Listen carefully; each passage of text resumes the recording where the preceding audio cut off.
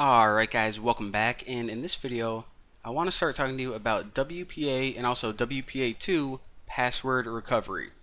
So basically this is a way that you can figure out the password of a WPA password protected network. And this is useful. Let's say that you just moved somewhere new and you set up your Wi-Fi, made a password, and then a few days later you forgot it. Well, you can actually get that back. Let's say if you forgot to write it down. And the reason that I'm teaching it in this video series is this is actually what hackers do whenever they figure out the password for your wireless network. So if your network keeps getting hacked and you're like, what the heck's going on? I clearly didn't tell anyone else my password. Well, this is the technique that they use to figure it out. Now, just a little disclaimer. What I'm going to be showing you guys is an extremely simplified version of what really happens. The exact 802.11 Wi-Fi protocol and also the algorithm that WPA uses for the encryption keys, it's actually really complex. I just want to give you guys a real brief, broad overview because in the next video, whenever we actually perform this attack, it's good to have a nice basic understanding of, just the fundamentals of what's going on behind the scenes. So this is essentially how WPA and password protected networks work.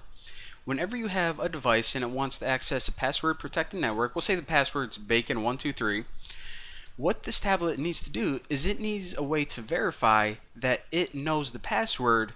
However, here's the tricky part, it can't actually send the password to the router. Now I say that it can't send it because the reason for that, let me draw a mean face on this laptop, is the reason that it can't just send it in plain text is because anyone that's listening, they could just be spying and listen for that password.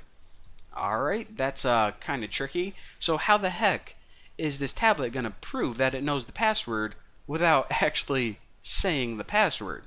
Well, what it does is it actually uses that password and puts it through this hashing algorithm. Now this algorithm and the specifics of how this algorithm, this formula works, they aren't really important, but I just want to give you guys, a quick demo. So it pretty much takes a bunch of different variables like the SSID, the MAC, some other things, and one of those variables is the password.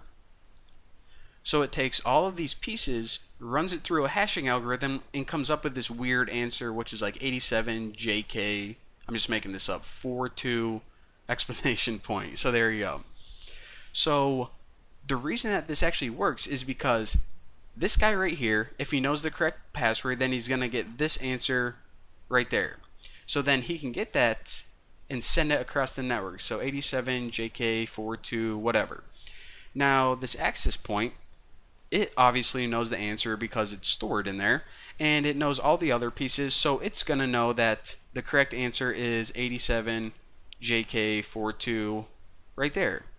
So whenever it figures out the answer, sends it across the network, the router is going to be able to check it and say, okay, this dude clearly knew the password. And the best part about this is how you can actually prove that you know a password without sending the actual password over the network. So it's all actually pretty fascinating. If you want to look it up some more, highly recommend that.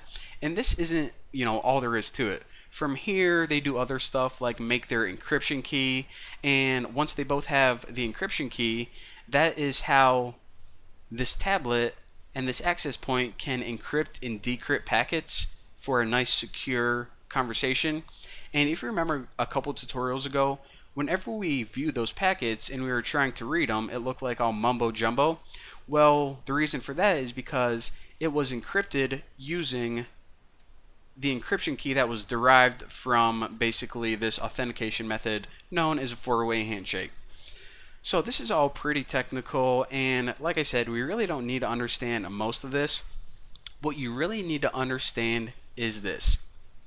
If you can figure out all the pieces to the puzzle, then you can basically figure out everything else. In other words, once you know the pieces that go into making up the keys, then what you can do is not only can you join the network yourself, but you can decrypt everyone else's data that's on the network. Alright, that's pretty cool, but the problem is that we don't have these pieces. Specifically, we are missing the password. So, I guess that's that. I guess we'll go home. Well, wait a second. Let's think about this. I mean, we may not have the password yet, but what information do we have? Well, we have the entire formula. I mean, not all the pieces to the formula, but we know how the formula works. And we also have some other critical pieces that we may need. I mean, we can see the answer in plain text, no problem. You may think that that's worthless, but I mean, we can get the SSID, we can get the MAC, and all of the other pieces except from the password, we can just pull out of plain text. Alright, so we have all these pieces, but the only thing we're missing is this. So what we can do from here is actually really cool. We can have a huge list of passwords, and we can just start plugging them in for this part of the puzzle right now.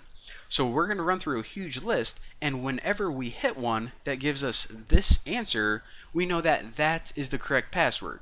So this is actually called a dictionary attack, when you have a huge list of potential passwords and you're just going to go through one by one by one. And you're going to plug them all into this formula, and whatever one is going to give you this result, then you knew that that was the password for the wireless network. And once you have the password, like I said, not only can you log in and access the network, but you can also figure out how to make everyone's key and start decrypting all of their information. So I know it sounds pretty confusing, and like I said, this was just a real brief overview of what we're going to do. Believe it or not, it's actually easier just to do it. So in the next video, I'm going to be showing you guys how this all works, and trust me, you guys are going to love it. So I'll see you guys then.